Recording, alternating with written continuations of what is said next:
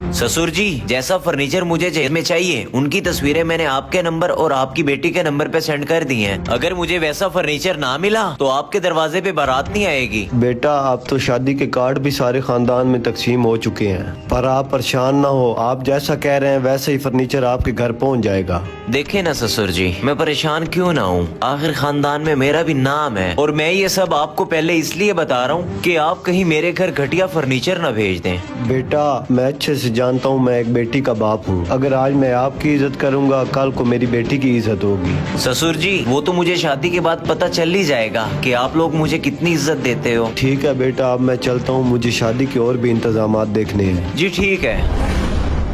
अस्सलाम वालेकुम। वालेकुम सलाम। सर, मुझे किसी ने बताया है कि ये सहीवाल की बहुत बड़ी दुकान है, क्या मुझे इस डिजाइन में फर्नीचर मिल जाएगा?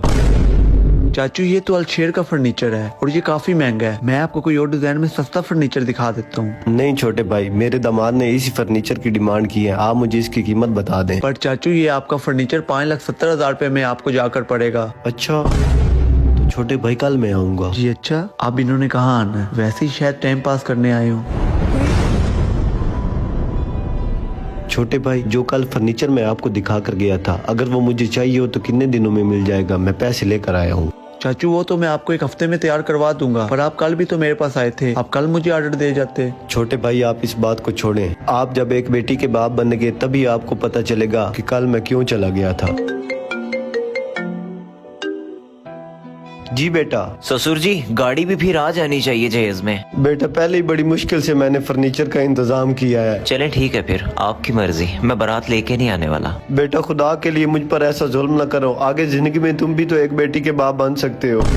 चाचू, कहीं आप भी तो वो बेबस बाप नहीं जिसके सर पर अपनी बेटी के जहेज का बोझ हो? हाँ, मैं वही बेबस बाप हूँ जिसके सर पर बेटी के जहेज का बोझ है। मेरे पास जमीन का एक टुकड़ा ही पड़ा था, वो भी मैंने बेच दिया, और वही पैसे लेकर आज मैं आपके पास आया था ताकि अपने दामाद की पसंद का फर्नीचर ले सकूं। और अब दामाद जी ने गाड़ी की भी फरमाइश कर दी। अब आप ही बताओ, क्या एक बेटी का बाप होना इस मुआशरे में गुनाह है?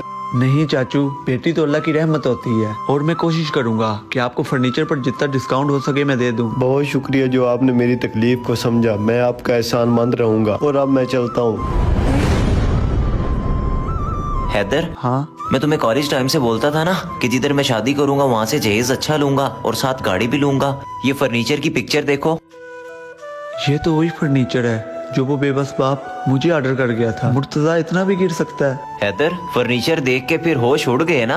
होश तो वाकई मेरे उड़ गए कि तुम इस कदर भी गिर सकते हो, और मुझे आज अफसोस हुआ कि तुम मेरे दोस्त हो। हैदर, क्या मतलब तुम्हारा? ये जिस फर्नीचर की तुम मुझे तस्वीर दिखा रहे हो ना, ये मेरे ही शोरूम का है, और वो बेबस बाप इतना मजबूर था ना, वो तुम्हारी पसंद के फर्नीचर के लिए ना अपना प्लाट तक बेच आया। यार मुर्तजा, तू इतना खुदगर्ज कैसे हो सकता है? शर्म आनी चाहिए तुझे। और मुर्तजा, बेटी बाप के लिए उसकी कुल कायनात होती है। तू जहेज के लालच में आके ये कैसे भूल गया कि एक बाप के लिए सबसे कीमती दौलत उसकी बेटी होती है? और मुर्तजा, बेटी तो बाप का लखते जिगर होती है, और तुमने जहेज के लालच में आकर उस बेबस बाप पर जरा भी तरस न खाया। हैदर, मैं दुनियावी लालच में आके ये कैसे भूल गया कि जहेज लेने की इजाजत तो हमें हमारा इस्लाम भी नहीं देता। और इससे पहले कि देर हो, मुझे अपने ससुर जी से जाके माफी मांगनी चाहिए। हैदर, मैं जा रहा हूँ अपने ससुर जी से माफी मांगने। मैं जब तक अपने ससुर जी से माफी नहीं मांगूंगा मेरे दिल को सुकून नहीं मिलेगा।